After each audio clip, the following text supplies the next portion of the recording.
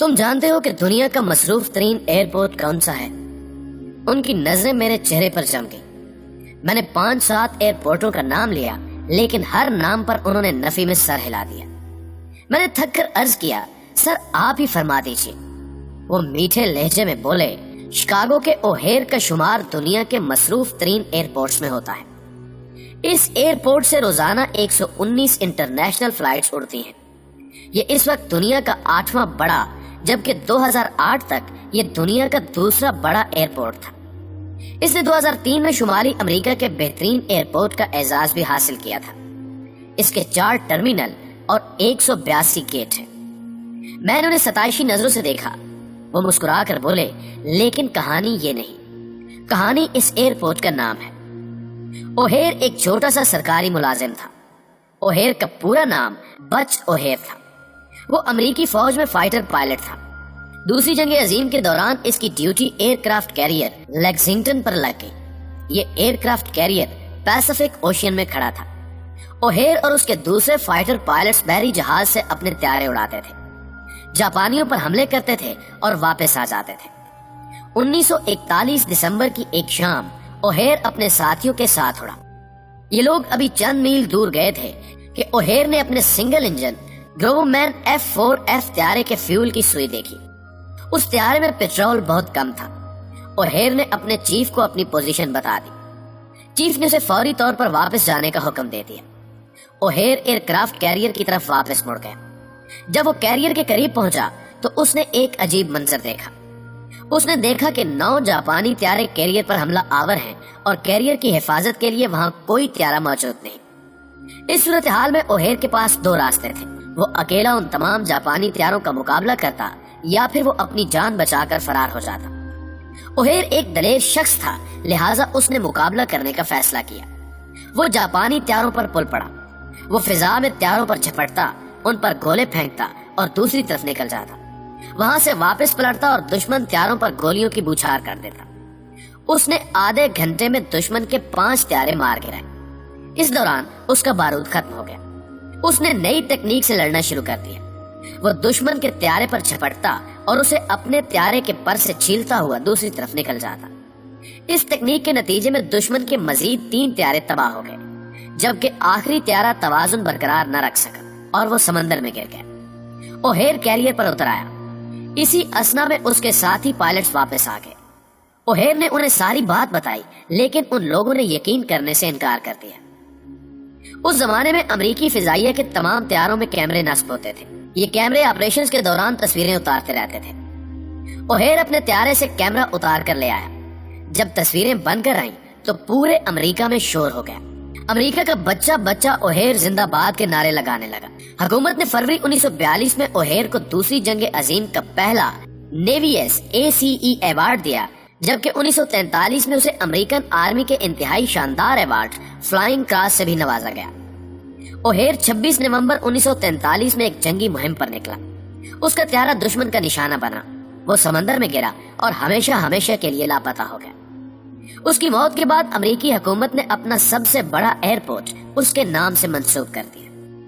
وہ خاموش ہو گئے۔ میں نے جذباتی لہجے میں کہا، سر ویلٹن، یہ تو واقعی لاجواب کہانی ہے۔ وہ مسکرائے، نہیں، میں تمہیں اس سے بھی اچھی کہانی سنانا چاہتا ہوں۔ میں ہمتن گوش ہو گیا تو وہ بولے، شکاگو میں ایزی ایڈی نام کا ایک وکیل رہتا تھا۔ اللہ تعالیٰ نے اسے بے تحاشا ذہانت سے نواز رکھا تھا۔ اسے امریکہ کا سارا قانون ازبر تھا۔ وہ شکاگو کا سب سے بڑا اچھا مقرر بھی تھا۔ کیریئر کے آغاز میں اس کی ملاقات الکپون نام کے ایک بدماش سے ہو گئی۔ الکپون شکاگو مافیا کا لاڈ تھا۔ پورا شہر اس سے ڈرتا تھا۔ الکپون نے ایزی ایڈی کو اپنا وکیل نامزد کر دیا۔ پولیس جب بھی الکپون کو پکڑتی، ایزی ایڈی بڑی مہارت سے اسے عدالت سے چھڑا لیتا۔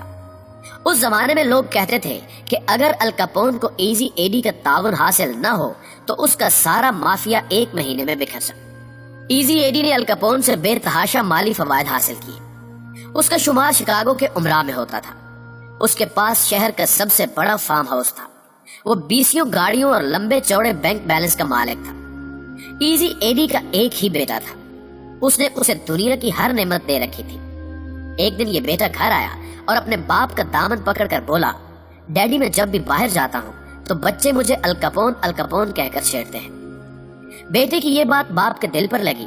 वो बेटे का हाथ पकड़कर सोफे पर बैठ गया और उसने सोचा मैंने अपने बेटे को दुनिया की तमाम सहूलतें दे दी हैं, लेकिन मैं इसे एक अच्छी शनाख्त, एक अच्छा नाम नहीं दे सका। इजी एडी ने उसी वक्त अल कपोन का साथ छोड़ने का फैसला कर लिया। वो घर से निकला तो वो जानता था वो अब कभी घर वापस नहीं आ सकेगा। अल कपोन के कागजों में गद्दारी की सजा मौत होती है, लेकिन इसके बावजूद इजी एडी सीधा थाने गया और उसने अल कपोन के खिलाफ वादा मुआफ गवाह बनने का ऐलान कर दिया। पुलिस ने उसी वक्त अल कपोन को गिरफ्तार कर लिया। इजी एडी घर की तरफ रुखसत हुआ तो रास्ते में किसी ने उसे गोली से उड़ा दिया था। वो रुके और मेरी तरफ देखकर मुस्कुराए। ये कहानी यहाँ खत्म हो जाती है। मैंने हैरान होकर अर्ज किया, सर ये तो एक निहायत ही फजूल और बचगाना सी कहानी है। जासूसी नावल और डाइजेस्ट ऐसी कहानियों से भरे पड़े हैं। उन्होंने कहका लगाया और कहा, मैं अभी एक फिक्रा बोलूंगा और ये दुनिया की बेहतरीन और इंतहाई कीमती कहानी हो जाएगी।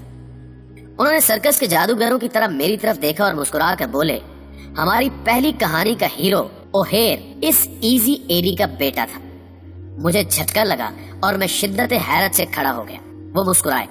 मेरे बच्चे बाज फैसले, बाज नेकियां खजूर के दरख्तों की तरह होती हैं। एक नस्ल उन्हें काश्त करती है, उनकी आबियारी करती है, उन्हें जवान करती है और उसके बाद कब्र में उतर जाती है, और दूसरी नस्ल उस नेकी, उस फैसले का फल खाती है।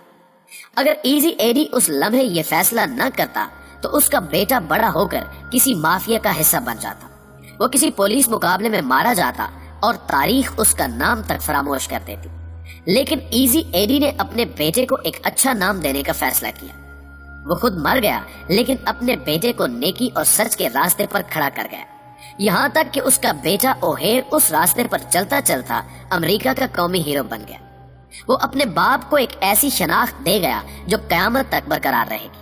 आज भी जब कोई त्यारा ओहेर एयरपोर्ट पर उतरता है और उसके अंदर ख्वातीनो हजरात हम चंद लम्हों में ओहेर एयरपोर्ट पर उतरने वाले हैं का ऐलान होता है, तो सब लोग सर से टोपी उतार कर इजी एडी की अजमत को सलाम करते हैं। वो सर खम करके उसे जिंदाबाद का नजराना पेश करते हैं।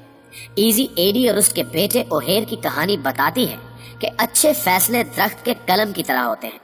अगर आप चाहते हैं कि आपकी औलाद गर्मी, तपिश और बारिश से महफूज रहे, तो आपको इजी एडी की तरह अपने सहन में किसी अच्छे फैसले की कलम बोना पड़ती है।